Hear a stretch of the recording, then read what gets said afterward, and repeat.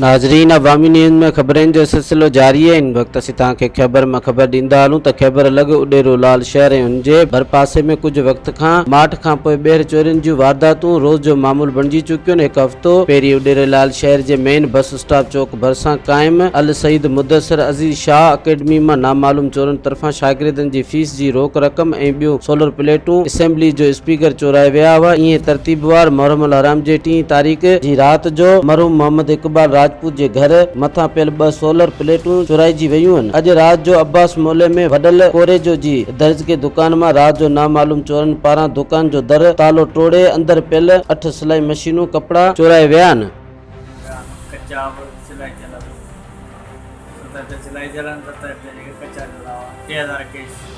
मज़ीद खबरों और तफसीलात के लिए विजिट करें हमारी वेबसाइट www.awamiNewsHD.com।